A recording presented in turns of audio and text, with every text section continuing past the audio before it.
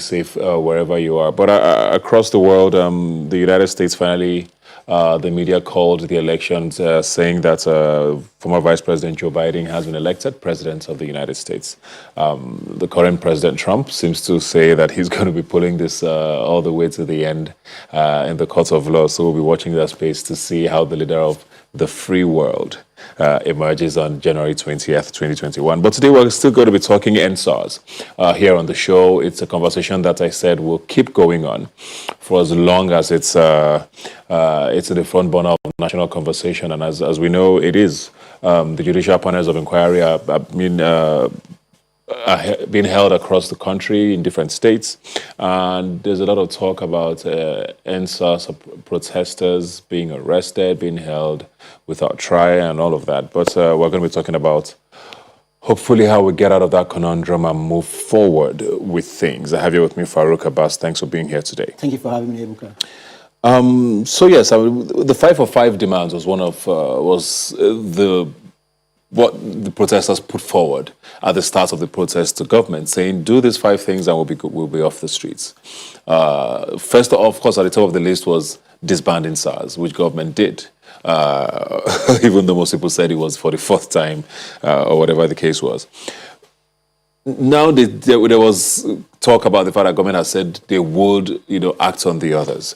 Where would you say we are with regards to the 5 for 5 demands by the protesters, and what government's sort of body language and words seem to say to you?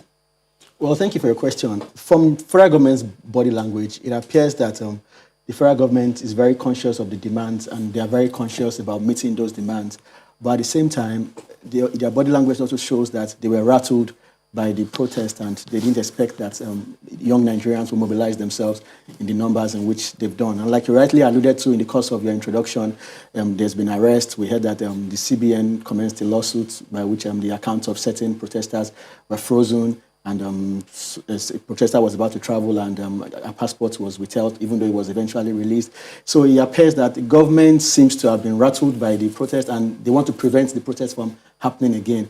And in their own belief, they have the view that the best way to prevent the protest from happening in the future is to discipline, in quotes, those who spearheaded this particular protest. So from their body language, from the lawsuits that have been filed and the freezing of accounts, it appears that they want to go hard against the passive sponsors of the protesters. But if something is very clear, what is very clear is that the government has been forced to listen to Nigerians, and they know that they must take actions, because the panels going on all across the country shows that the government is listening, and the mere fact that the president sent all the ministers and federal government officials to go back to their constituencies to go and engage with their constituents shows that they are bound to listen.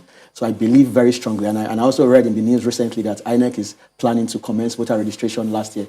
Earlier in the year, nobody was talking about voter registration. And under the law of INEC, the regulation INEC has for voter registration, the regulation says that every year we must have voter registration. But you see that when INEC is defending their budget before the Senate, they never talk about voter registration. Until it's election. The only time we do voter registration is when the election is closed. Yeah. When it's 6 months to election, they talk about voter registration. But this year, they started talking about voters registration. So they are listening, and I believe that they can only increase the volume, the pace at which they listen to Nigerians. Let me go to Skype now. We're being joined by Chidi Okereke, who's a digital expert. Chidi, if you can hear me, I want to get your take on the aftermath of this protest so far. There's been, like Farouk said, accounts have been closed. People have been prevented from traveling. People have been literally taken from their homes and arrested and are still being held. Is there any argument for that? Looking at things from the side of government. I mean, if you hold a successful protest against the government, is there any conversation that can be had to say, okay, let me find out how this worked? Were they trying to topple government? Because there's a lot of people who have said, as much as the conversations or the protests, were peaceful, there were talks of infiltration. And, is it possible that government is confused as to what the message was, which is why they're doing what they're doing? The government is wicked and dishonest. It's really just proof that they were never ever about meeting the demands of the protesters. they have shown that they are insincere. They have shown that they have their own agenda and they are sticking to it. They have shown that what they want to do is what they want to do, which is to make sure that Nigeria is a nation of impunity and lawlessness. And it's really, really their fault. For the records, the protests were not hijacked. They were not infiltrated. They were attacked at first by law enforcement agencies, attacked by soldiers, attacked by sponsored talks before, when after the Lekki massacre happened, people who were not part of the protest now went to the street and started looting and all that. So the protests were hijacked. Sorry, the protests were attacked. They were not hijacked. And the government has shown time and time again that they are insincere and they are about the country continuing the way it is, which is basically lawlessness from the very top. And it's really, really unfortunate. So where do things stand now with the 5 for 5 demands? Is this something that protesters are still actively pursuing and keeping government in check with? Or has this all overtaken events now? Because, we saw during the week at some point where members of the Judicial Panel of Inquiry in Lagos sort of protested and, left the sitting, and sitting had to stop at some point. Is this a deadlock, you think? 5 for 5 as a concept, I've said it on your show, I've said it several times, that as far as I'm concerned, 5 for 5, I'm not interested in that 5 for 5. There are key things we've asked for. The key things, some of them the government has flouted some of them. Now they set up judicial panels of inquiry and all that, and it's a step in the right direction, no doubt. How sincere are they about, doing the actual work and making sure that the panel, whatever their conclusions are, they are taking into cognizance in whatever they decide to do. Will they ensure that witnesses are protected? Will they ensure that those people who have been recommended, who punishments have been recommended for, actually punished? So the demands have not been met. Are we still pursuing it? Now, for the time being, we're prioritizing physical protests. We're not going out to the streets because we cannot guarantee people's safety. The president in his speech has basically threatened us. The body language of the army, the body language of the police officers. The IG of police, I saw a message he sent to all units and told them that they can, basically kill somebody and nothing will happen. So at the end of the day, we're prioritizing physical protests, but the demands continue. Behind the scenes, we are strategizing. We're trying to figure out ways to, educate people on the way forward, how to be involved in politics, how to be politically conscious, socially conscious, and how to demand better of their government. So it is work in progress. We're just not going to the streets for now. When it's time for us to go to the streets, we definitely will again. I'll come back to you, Chidi. Let me come back to you, Farouk. There's been a lot of talk about, there's a difference in the way police and security operatives are dealing with Nigerians right now. A lot of communities almost seem to have no police officers anymore. Or people have said, in Lagos, we saw an entire week or two where there was no police presence in the streets. What are you noticing a difference in your area, in just the way that the police is dealing with Nigerians since the NSAS protest? Yes, I've noticed significant difference in the way not only the police, the various security personnel are dealing. Yeah. Initially, they were not on the streets, but now they are coming back and they are much more professional now. They know that anybody can speak up about anything now, and they are very responsive. I deal with the police a lot, and I can see that they are very concerned now that Nigerians can speak up about anything, and they are becoming more professional. And if you see the communication now, the IG issues statements regularly. Even the army, they try to cooperate with Nigerians. At the panel hearing we're having in Lagos, look at the army officials. They were prepared. They were giving their presentation in PowerPoint. In the past, they would not give detailed presentations. They won't talk about their, So there's that openness now. There's that willingness to communicate. So I'm saying it, and I think gradually, they were not out before because they were scared for their lives and all that. But I think gradually they are coming out and they are reaching out to CDAs, discussing with community development associations to see how they can collaborate together. So I've noticed a positive improvement. Yeah, but in spite of that, there's been, alleged reports of, still police brutality. I even saw a video today, talking about something from yesterday. People have spotted members of the Special Anti-Robbery Squad in certain parts of the country still being in operation. Does it make you wonder what's still going on? Oh, no, that's not surprising. When you have a problem that is endemic, you don't just expect a knee-jerk approach or a quick fix solution. So when you have a problem that is foundational, we can't just expect 100% change overnight. So there are still some bad eggs, certainly. So what happens now is for us to fish out those bad eggs. In the past, when a bad egg commits a crime or an offense, nothing is done. It just goes scot-free. So now there's a panel, there's a way to report. The new Police Act gives out procedure on how you can complain against the police. So if you have a video on a police officer who brutalized citizens or who engaged in extortion and all that, simply do a report. And by the time you report to the police this time around, they are going to act on it. In the past, yes, they were not really firm on it, but now they are very firm. So I don't expect brutality to go away. I don't expect harassment to go away totally. It will reduce significantly, but it's still going to be with us for a very long time because you have to reorientate them. Some of them need to go for psychological tests. Some of them need to go for a lot of tests. They need to be prepped up and all that. So it doesn't just happen overnight. So we should still expect pockets of harassment here and there. But when we notice it, let's record it and let's make complaints. When they don't respond, put it up on social media, write to the IG, copy the chief of staff, copy everybody you need to copy. They will respond immediately. I mean, that's almost scary. But Chidi, let me come to you now, Chidi. Do you have faith in these judicial panels that are being set up? Do you have faith that it will yield any results?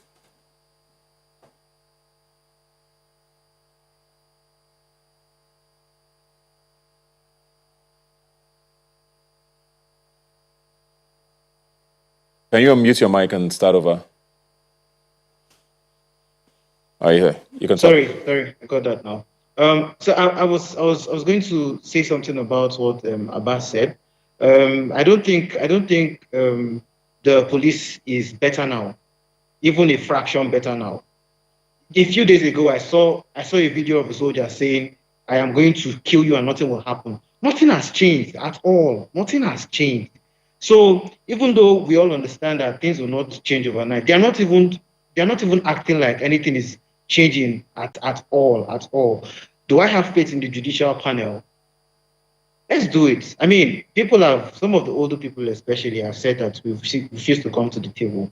I want the judicial panel to work, even though I have my doubts about it. I want it to work and I want to be proven wrong. But I also want a situation where at the end of everything, we can tell whoever wants to ask us why we didn't come to the table that, do you see what is happening? If a few days ago, CBN is still locking people's accounts, if Aaron's was picked up from his house in Lagos and taken to Abuja and has not been released till today, despite the fact that he has health issues, my brother, I don't know if that judicial panel has us. I think it's just them fulfilling all righteousness and acting like they're doing something. But let's do it. I encourage the youth representatives to continue sitting on the panel and protesting in their own way.